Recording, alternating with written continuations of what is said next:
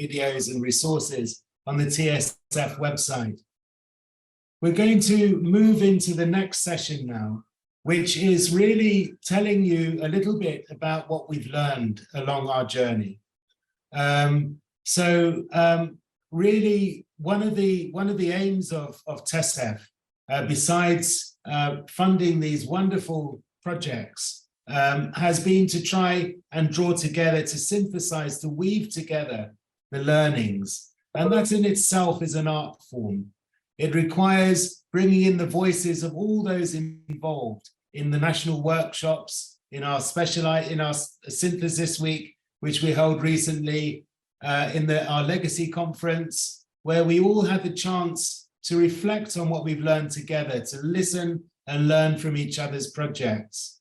And it's a real art. And I have the enormous pleasure now of introducing our hub leads, or our hub partners, who are going to be taking you through what we've learned under the different themes in the 4 breakout rooms. And this session is called The World We Want. It reflects the hope, but also the challenges ahead of us. In room 2, the wonderful Amal Ali, who's been an absolute rock in the Somaliland context in Somalia. You heard her earlier on the video. She'll be talking about what we've learned across the network around sustainable livelihoods. Wave if you're an educator or a teacher. I'm back, yes, sorry. What about if you're a policy actor? Wave or use the waving emoji if you're a policy actor. If you're from the policy sphere, wave or waving emoji. Great. And if you're an engaged activist, just wave or waving emoji. So an activist. Yes, great. Okay, so the way in which I'm structuring this presentation is that we'll have a 5-minute introduction, and I think we're at the end of that, followed by a 10-minute presentation on skills, education for sustainable livelihoods, followed by a discussion on each of our sub-themes, which consist of skills for employability, life skills for sustainable futures, education, indigenous livelihoods, leaving us the latter half of today's session on our call to action. What does our call to action look like? What do we want it to look like? Does it engage with the diverse set of voices that we have here? Does it reflect that? So I will share my screen and I'll share the call to actions.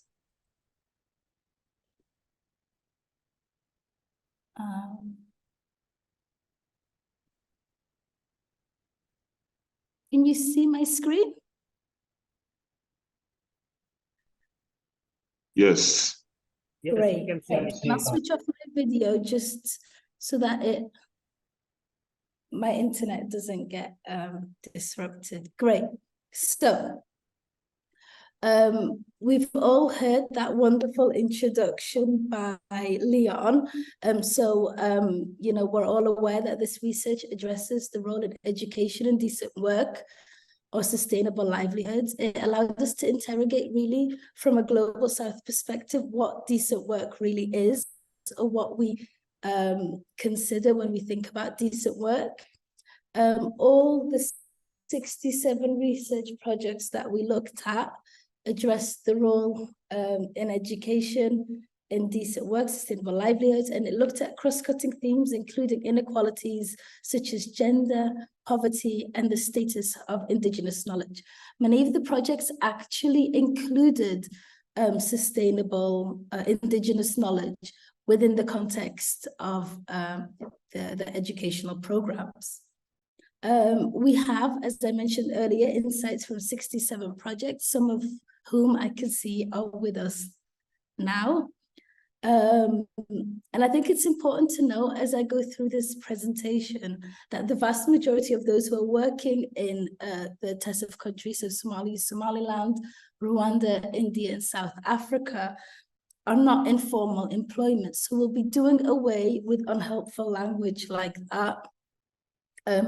And instead we'll be focusing on what sustainable livelihoods means to us. So some of the key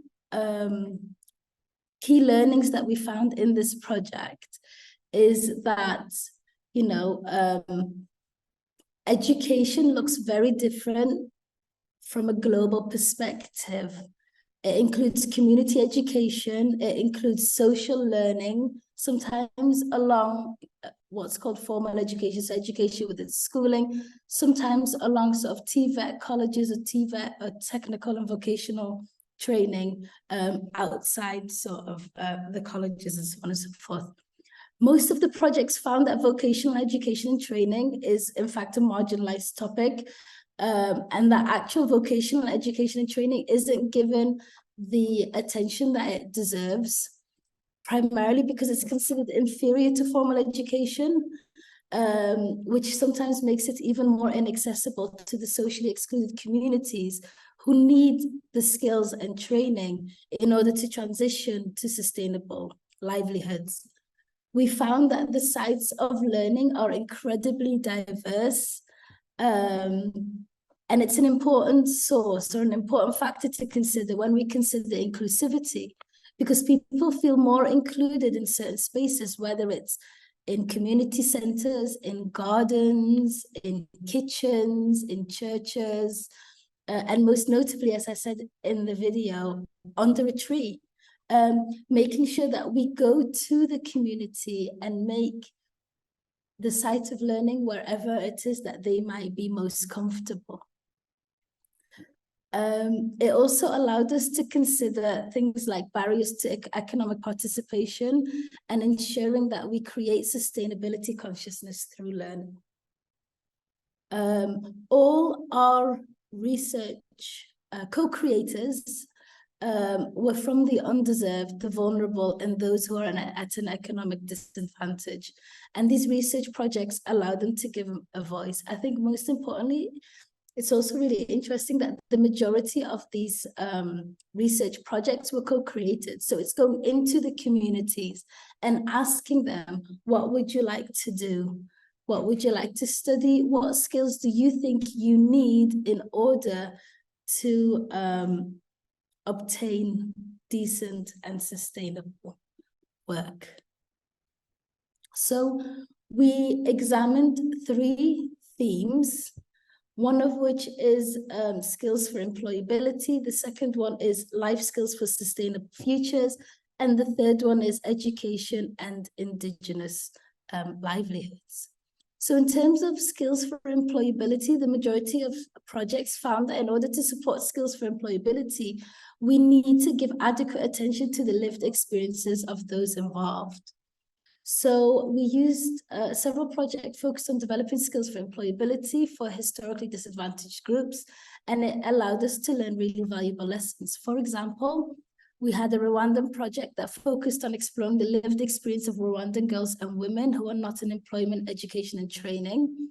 And it allowed us to learn that if we focus on their lived experiences and we give them a voice, then they will be able to provide the solutions needed in order to obtain sustainable livelihoods and decent work.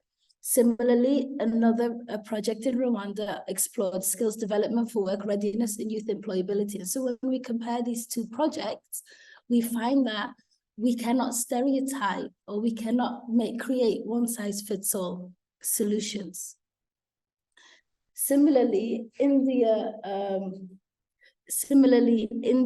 focused or examined the ways in which students in smaller towns move between education and employment, so that transition period between education and employment.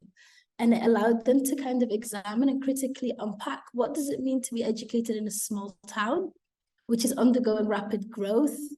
And how does this impact differently on the experiences of marginalized community? So it's important, as you can see in the big red letters, for Indigenous communities or communities to be taken seriously and for their voices to be incorporated so that they can tell us what skills they need in order to obtain sustainable livelihoods or decent work. When we look at life skills for sustainable future, we took particular attention to what technical skills are associated with particular areas of practice. What do life skills mean, and what skills do individuals or groups or communities need in order to obtain sustainable livelihoods? So, for example, we have a project in South Africa which focused on developing a framework for collective community-level economic solutions in Mahanda, which looked at the ways in which local actors can work collectively to develop ecologically and socially responsible economic agency among the youth, to improve sustainable livelihoods and enhance the household income security. And so this involved different engagements, such as, bolstering the confidence of young people to hold local agencies accountable and to express themselves, but also building local agencies for change. And we do have a few projects across the 4 networks, across the 4 hubs, across the 67 networks that created these linkages between different actors, in order to make transformations, or in order to lead to transformations. Similarly, young women in Rwanda who were initially already part of a cooperative of weaving and creating home decor, they were equipped with the digital entrepreneurial skills to help them increase their income and scale up their livelihood. So they were already weaving, they were already creating these home decorative items. But because they were equipped with digital and entrepreneurial skills, they were then able to scale up their livelihoods. And so these projects allowed us to discover that building economic agency is a collective social process. It's not just an individualized activity. And so while in the previous slide, I said we need to look at the lived experiences of people, we still have to find ways in order to scale this up, in order to create this collective social process. The third theme we looked at is education and indigenous livelihoods. So a number of projects critically examine the ways in which indigenous communities are excluded from education. And also, as I said earlier, the ways in which the mainstream marginalized vocational learning. I think it's incredibly important for learners to be able to find themselves within their curriculum, whether it's informal education or in community learning. I can't think of a better example than the India project, which investigated the issues of educational constructs in relation to the education of the Adivasis. Their research, which included both school children and adult learners, highlighted the ways in which several Adivasi communities felt alienated within mainstream education because it fails to take into consideration or to accommodate their diversity of needs and aspirations. And so the research established that actually we need to create spaces of learning beyond the classroom and to include the Adivasi worldview, which indigenously or already considers the purpose of education to be one that enables their youth to navigate the modern world and their home world. And so it recommended creating channels of learning across the academic and traditional Adivasi knowledge forms, which strengthened intergenerational ties and allowed the young to acquire the leadership by connecting the young with the older members of the community. And I think we had a very similar experience in the context of Somalia and Somaliland.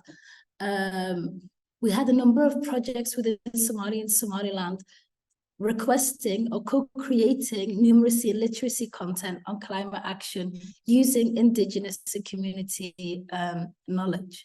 So as you saw in the video, our hub lead Latif, who unfortunately couldn't make it today, spoke about how when people gain access to education, even something as simple as numeracy and literacy, it expands and opens up their worldview, and it allows them to gain sustainable livelihoods. Women who work in the marketplace who were unable to calculate what they earned that day because money is sent through mobile money. And so whether you send them $1 or $5, they can't tell the difference. They just wait for the ping of their phone. By teaching them basic numeracy and literacy, you're allowing them to scale up their businesses. In addition, we had, within the context of Somali and Somaliland, once they completed the training, the community learning or the training of numeracy and literacy, the transformation that happened is one that's ongoing, because long after the project's completed, these informal traders created lending programs within themselves and therefore increased their access to finance. So okay, yeah. So from what we learned, we created a call to action. But before I get to the call to action, I'd like to open the floor and to ask whether there's anything here that resonates to people in the room. So I think I'll start with skills for employability, then I'll do life skills for sustainable futures, and then I'll do education and indigenous livelihood. So is there anything here that resonates to your work or to your training or to what you found when you were undertaking the research? So I'll pass the floor on, or I'll open the floor up. I'll continue to share. Yes, Chandan, please feel free to share, or please feel free to talk. So like, when you said that how employability skill is very much needed for our kids, basically. So like, recently our department has started 5 different types of schools where the kids are basically identified when they are studying in class 8, so that when they promoted to class 9, on the basis of their choice and interest, they will be sent to those 5 types of school. One of them is basically for the armed preparation. So like if the child is really wanted to go into the serve the country, he or she will be sent to that school. One is for the performing arts, one is for STEM, one is for humanities. So basically what we do here in Delhi is that we identify those kids who really have a keen inclination toward these different 5 skill set basically and interest area, so that once they complete their class 12, grade 12, what you say over there, so there will be a high chance that they will be employed very likely. So this is what I want to say. Thank you so much for sharing. Does anybody else have any experiences or anything that they'd like to add in terms of the skills for employability theme? Is there anything that resonates with you, with your projects, with your work, with your day-to-day work, with your experiences in life? This is an open space and it's a safe space. So feel free to raise your hand.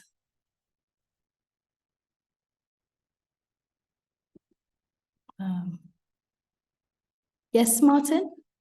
Hi, yeah, it's really interesting to hear directly about your work. Thanks very much. Yeah, it resonates with some of my own research. I'm looking at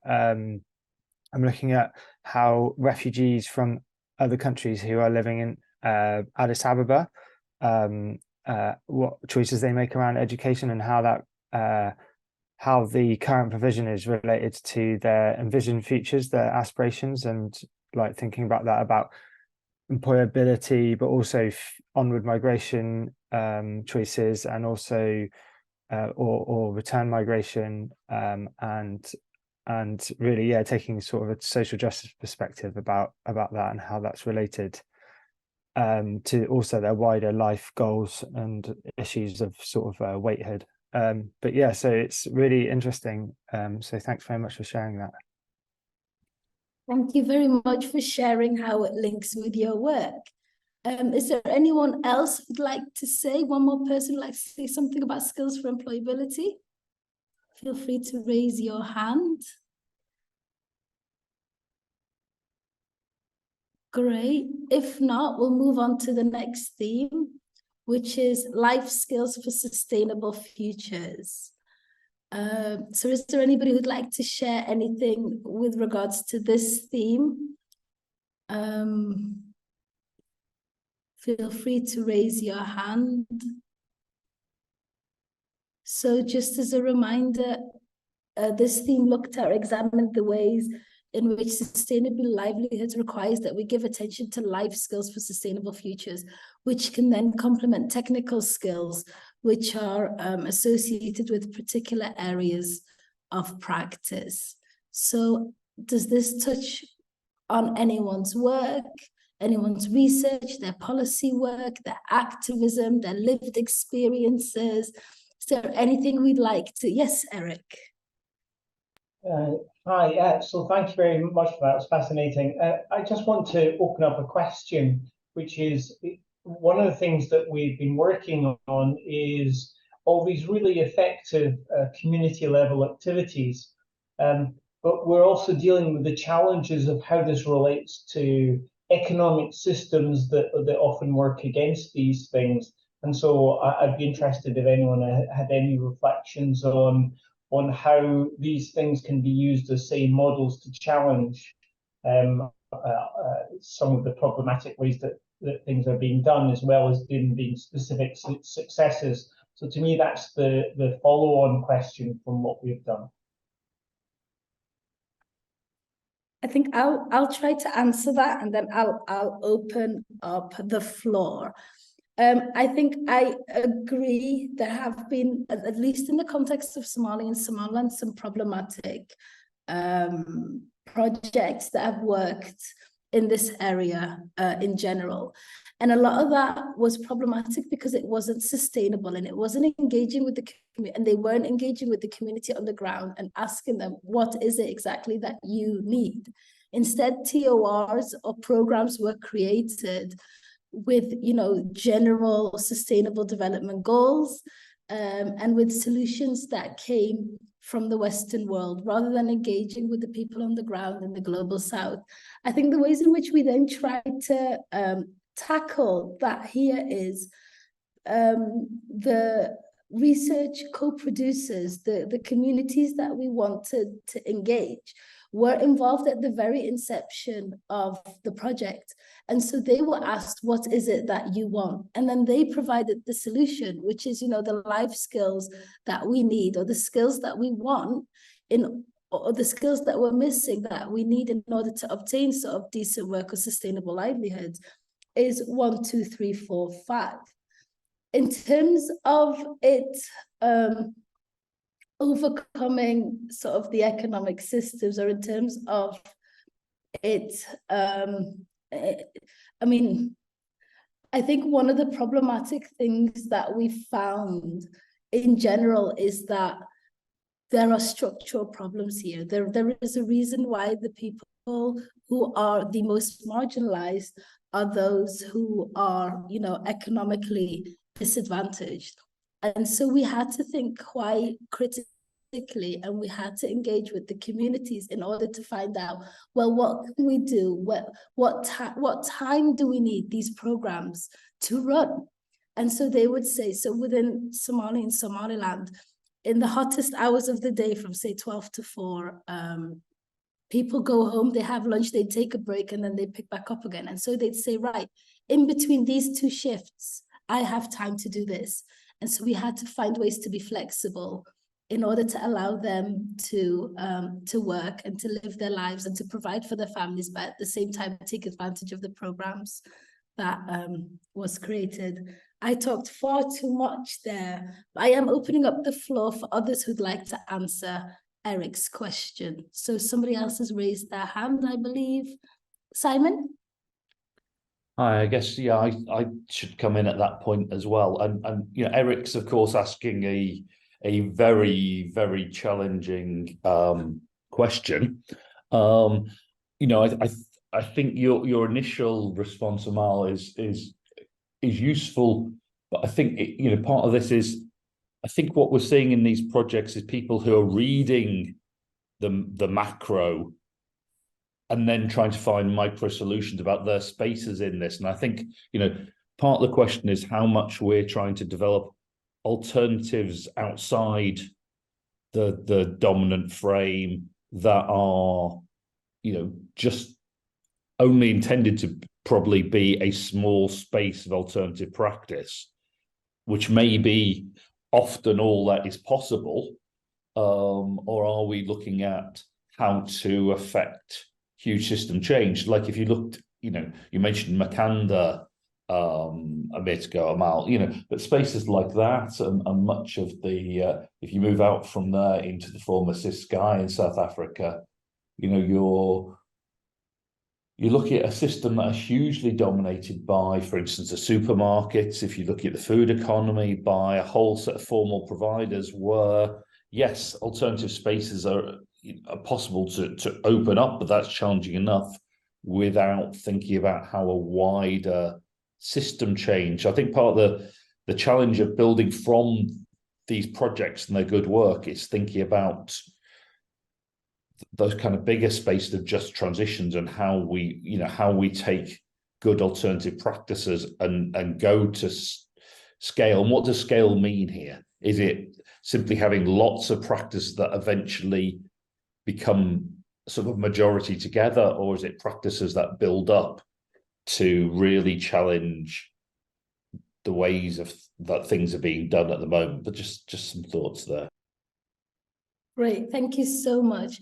I believe somebody else raised their hand, but I think they might have left the room. So let's, oh yes, Oyi, I'm so sorry.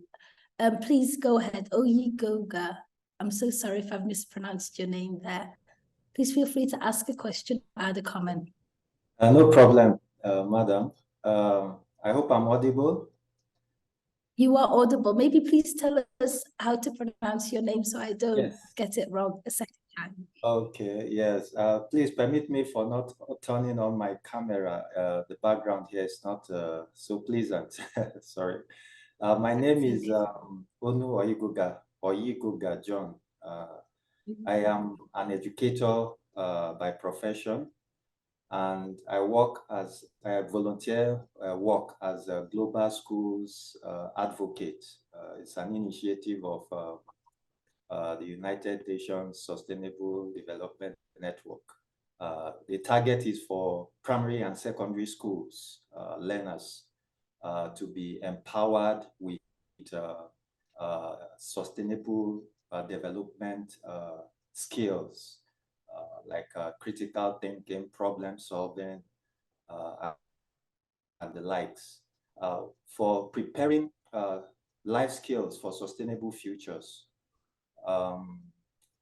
We will be considering the next generation because the next generation have a big role to play in ensuring that people live sustainable lives. And so that is why schools in communities should really be the life wire of sustainability. Because when we talk about excluded children that don't have access to schools, or parents with little education, schools in such communities can help to bridge that divide, okay, by the products from those schools, that is the students, the learners, okay? So and most of them are at their teenage years or their adolescence years. So structures that are implemented in school activities that empower youths or adolescents, in this case, to develop life skills can help to transmit these qualities to the community where those students or children are residing. Okay, so, and they grow up with it. So I just want to give an example of something that was done in the school where I work, that is Wesley High School in Benue State, Nigeria. There's this research project, action research project that the students were engaged with. They discovered a stream close by to their school that was heavily polluted with plastics. And these plastics are always blocking the drainages in the community. So they decided to investigate where are the sources of these plastics, who is responsible for this waste. Okay, they conducted the research and found out where the problem lies. Okay, so the bottom line is that the project was able to make them identify the cause, and they were able to profile good recommendations to the local authorities as regards how they will manage this waste. So this is a clear example whereby these children will grow up with these empathetic skills about what goes on in the environment. So thank you so much. My point is that schools have a great role to play in bridging the divide that exists between people that are not having access to schools, like the children that are not from good, rich homes, or parents who do not have the means to have high education. So if we could exploit these resources, it will help in further strengthening life skills for sustainable futures. No, that's great. Thank you so much for that interesting example. And I think that feeds in nicely into our next themes, which is about education and Indigenous livelihoods, which examine the ways in which Indigenous communities are excluded from education, which I think is also really important. So I think you brought us very nicely into this particular theme. So does anybody have any comments or questions about what we covered in terms of this theme? Maybe it can be linked into the previous discussions. Just raise your hands. How do we include the lived experiences of marginalized communities into learning? How can we engage with minority communities, their lived experiences, their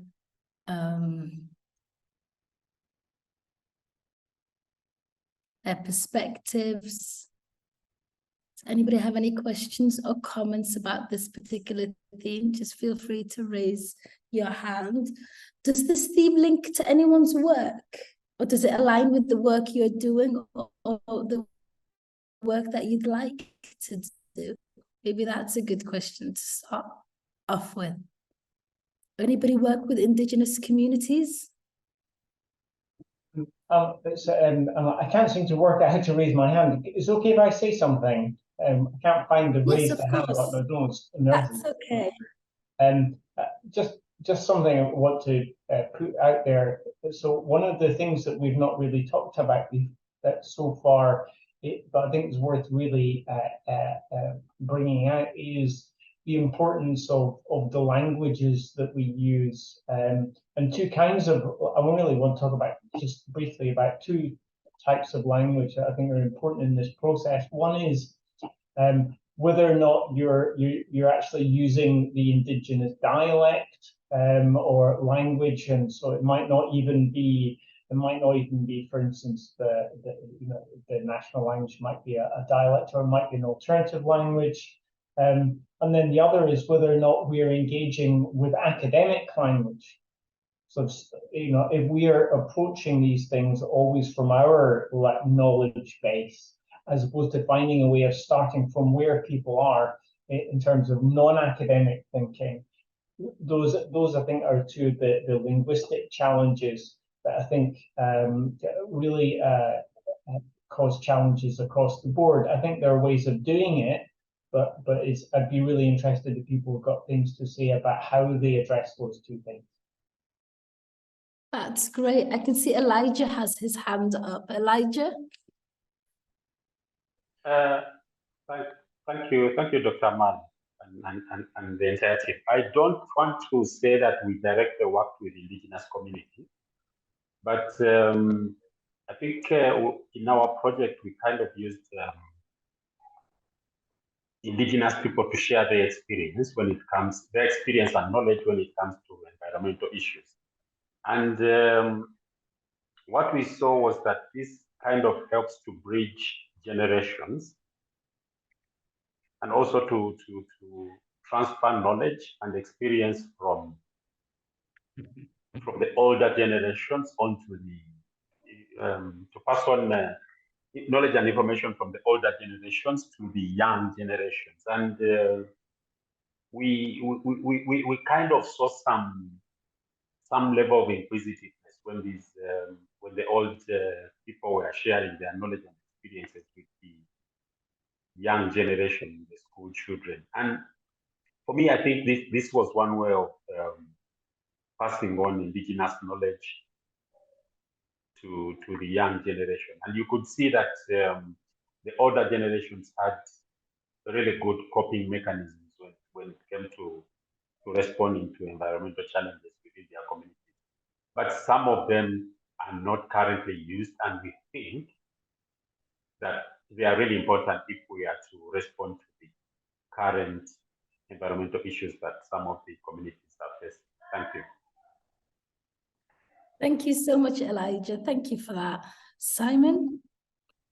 Hi, going back to the first part of Eric's question, I think, you know, what we know from lots of contexts is really valuable work done in community-based learning in local languages, and then a real disconnect between that and formal systems of learning and employment were, you know, so I'm thinking, for instance, of Tanzania, not one of our 4 countries, but, you know, really good stuff done in community learning, but then most of the people can't get access to the formal vocational qualifications because their English and or Kiswahili isn't good enough, particularly their English. So the further the system goes up, the more that formal learning in metropolitan languages is privileged. And so I think that, you know, that's one of our big policy challenges, is how to get from you know, very good work at a local level, using local knowledge, using local languages, and the formal system. And, you know, going back to what I said about in the earlier bit, you know, the question is when we even try, and when actually linking to the formal system is not a useful thing for people. A lot of countries are obsessing with national qualifications frameworks at the moment and trying to bring the informal and the local international systems, but generally the evidence is that they just end up excluding again. And so sometimes it's better not to engage with wider systems and just do things that are local initiatives that aren't trying to be anything bigger, because they'll actually be undermined by the attempt to engage with the formal system.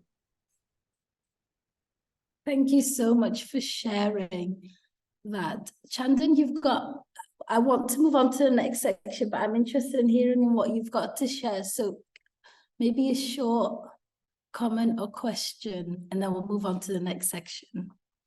Because I see you've got your hand raised. Oh, yes, please continue. Okay, we'll move on to the next section then. So I want to leave the last part of the of this session to focus on, well, what can we do as researchers, as educators, as policy actors, and as engaged activists, or as all 4, to what kind of call to action should we create? So we've written some call to actions here, and I just want to know, does it resonate with you. So I'll start with the researchers. So for researchers, we want to encourage research with communities whose livelihoods are threatened. We want to create sustainable solutions for the root causes of unsustainability. We want to conceptualize sustainable livelihoods from the perspective of those who are excluded from the mainstream narrative. So that's our call to action to researchers. So does that resonate with you? I can see from some of the comments in the chat box that it does resonate to some people, but maybe a minute or so for people to speak to that. Does this link with your work? Does it align with the work that you're doing?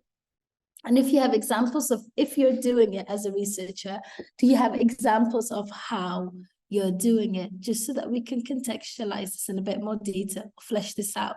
So a call to action, let's start with researchers. Does it resonate with you? Yes, Mustafa? Mustafa, Yeah, thank you, Dr. Amal. Yeah, you're welcome. thank you, Dr. Amal. Yeah, I think as we learned and experienced during the TESF exercise with our Somali hub context, yeah, it captures all those key areas that call for an action. And for instance, when we engaged with the minority communities, with the illiterate business operators at the business market in Hargeisa, all it shows that our initiatives has aligned with an existing dream with the academic institutions like University of Hargeisa, University of Amal, and I think yes, it's a where we can build it up and keep forward to have a practical results at the ending. So yeah, particularly in the area of researches and in the area of policy advocacy, that in our context, Somali context, needs to reframe and to develop with a more context-based policy. So I agree, in fact. So I'll just leave there. So back to you, Dr. Amal. Thank you so much for sharing that, Mustafa. Let's move on to our call to action for educators and teachers. So, so we've got create vocational programs that adapt existing skills, allowing vulnerable communities to transition to sustainable livelihoods, democratize knowledge by ensuring inclusivity, not exclusivity, by ensuring inclusivity and participation in decision-making processes that affect their livelihoods, and greater engagement with adult vocational programs. So to the educators and the teachers in the room, does that speak to you? Does it align with the work that you're doing? And if so, can you share example of how you're doing it, or examples of how you'd like to do it? So any educators in the room who this might speak to? So yes, Oyigoja, the floor is yours. Okay. Yes, Yes. I can remember a particular project that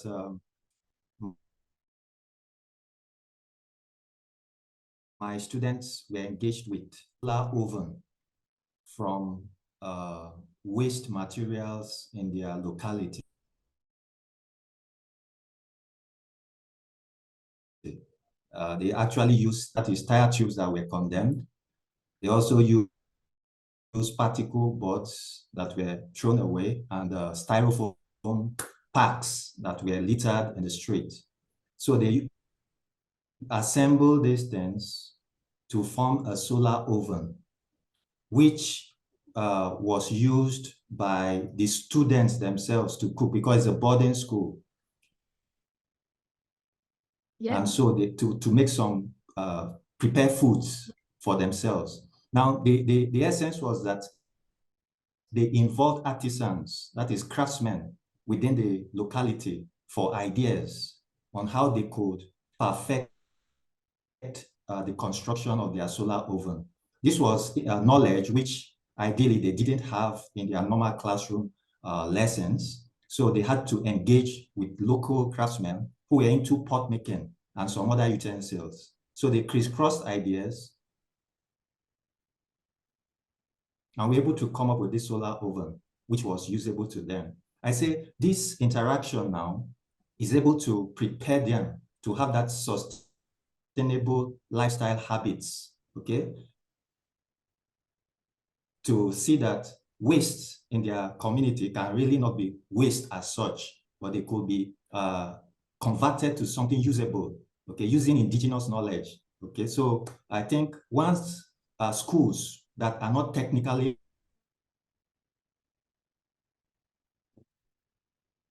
oriented, maybe they don't have a vocational training, educational pedagogy by engaging local craftsmen in the community in order to increase the reach to students who don't have that opportunities in their schools. So this is just what I have little to share. Thank you.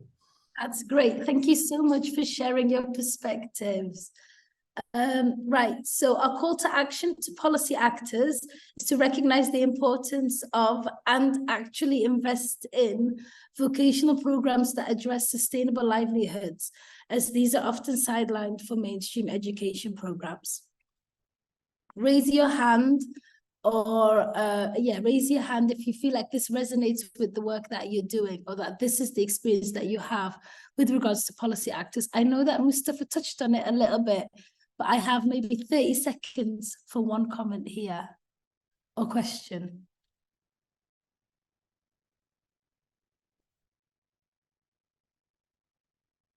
Great. Okay, so I'll read what Mustafa wrote and then I'll move on to the next section.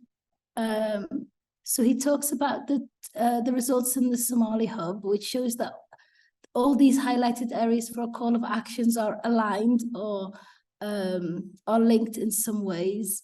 He says that we need a collective effort of all stakeholders in order to see transformation. And there has been some transformation in the Somali context by linking researchers, educators and teachers and engaged activists with policy actors. Okay, any comments or questions from engaged activists? Do you agree with this? Do you agree that we need to contextualize the sustainable agenda by using indigenous and local knowledge to reframe Western concepts of sustainable livelihoods in order to ensure greater inclusivity and inform awareness raising campaign? We probably have a minute to touch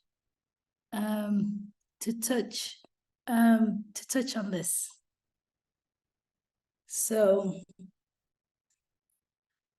anybody, do we have any engaged activists or any activists who agree that we need to use indigenous and local knowledge to reframe Western concepts of sustainability? I know that we've covered this a bit already.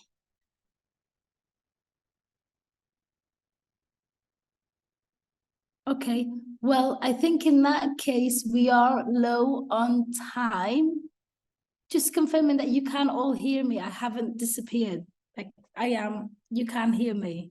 Yes, thank you, Amal. Okay, we've only got a few minutes left. I think it's so important for us to kind of consider and reflect on this call to action and to sort of incorporate it into our work moving forward, because everyone has a role to play in co-creating education for sustainable futures for all in ways that can strengthen sustainable livelihoods. I think it's important that we all reflect on the roles that we play in this. I want to thank you all for taking part in this session. I want to thank my assistant, Amal Saeed, who has in the chat box, she's added the call for action, so you've got it in a PDF. She's added the background paper written by Simon. That's also available in the chat. So please click on the link before the group closes.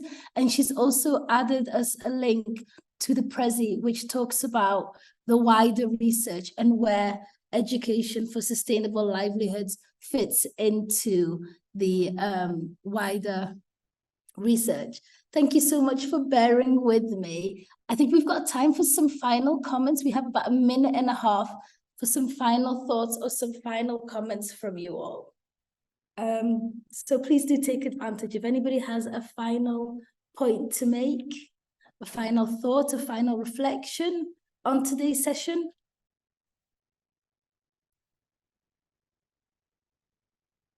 I just wanted to say a quick thank you to you, Amal, for doing a great job of hosting this session. Really appreciate it.